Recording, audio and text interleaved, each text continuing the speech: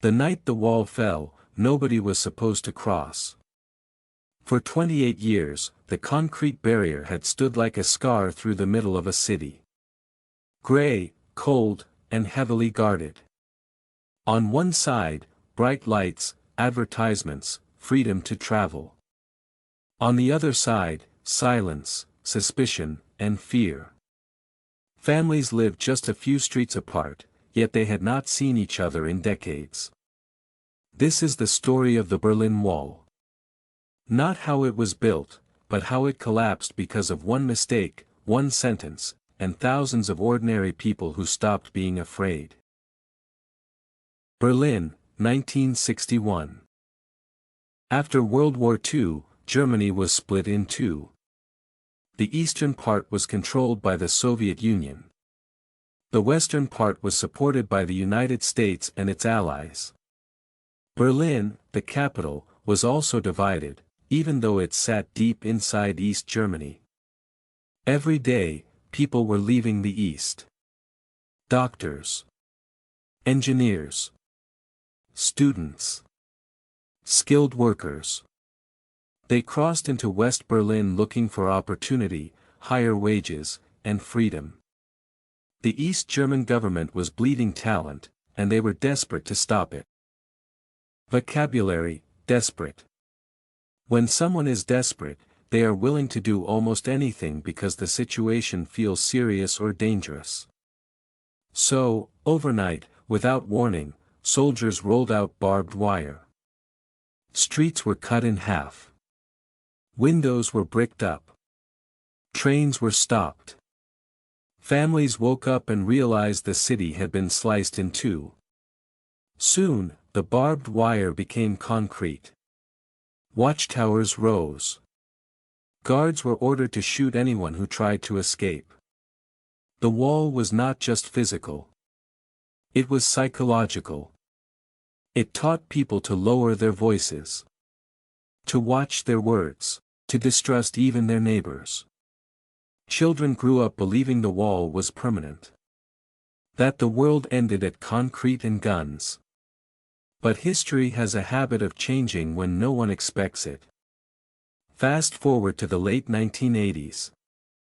The Soviet Union was weakening. Eastern Europe was restless. In East Germany, people were tired of shortages, tired of lies, tired of pretending everything was fine. Churches became meeting places. Peaceful protests began.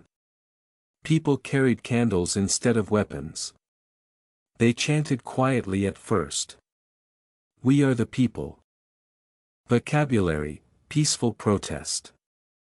A peaceful protest is when people show disagreement without violence, often by marching, chanting, or gathering together. The government tried to ignore it. Then they tried to threaten it. Neither worked. By November 1989, the pressure was unbearable. On the evening of November 9, an East German official named Günter Schabowski stepped in front of cameras for a routine press conference. He was tired. Unprepared. And holding a piece of paper he barely. A journalist asked when new travel rules would take effect. Schabowski hesitated. He looked down.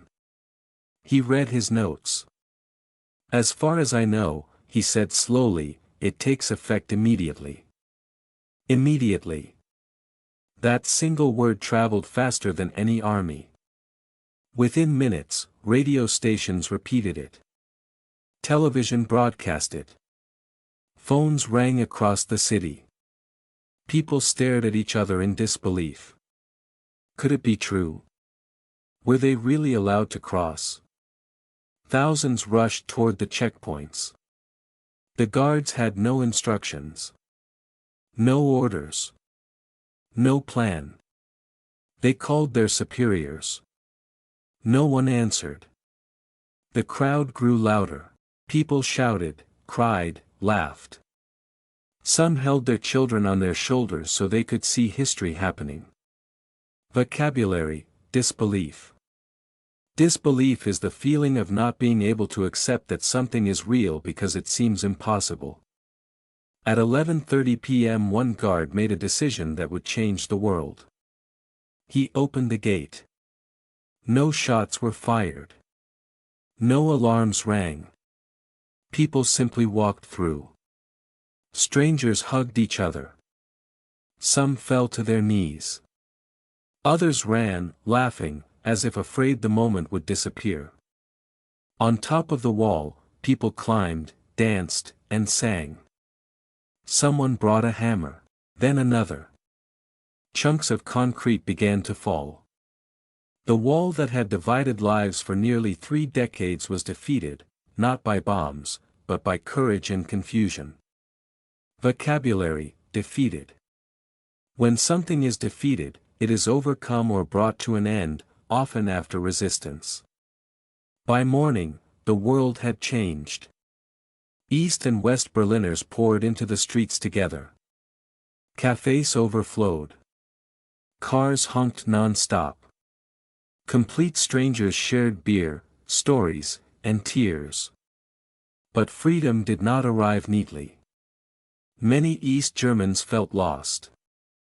They had dreamed of the West, but reality was complicated. Jobs disappeared. Old identities vanished. The system they had known, even with its flaws, was gone. Freedom, it turned out, was powerful, but also frightening. Vocabulary: flawed.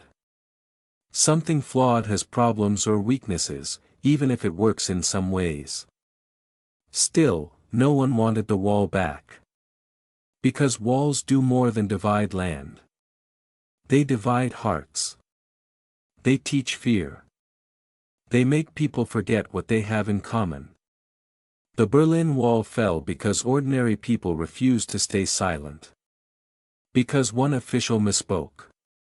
Because thousands believed change was possible, even when history told them it wasn't. Today, only fragments of the wall remain. Covered in graffiti. Sold as souvenirs. Studied in textbooks. But its real legacy is invisible.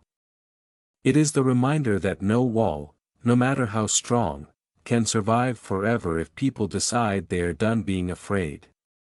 Vocabulary: legacy. A legacy is what remains after something is gone, its long-term impact or memory. And that is why the night the wall fell still matters. Not because concrete broke. But because fear did.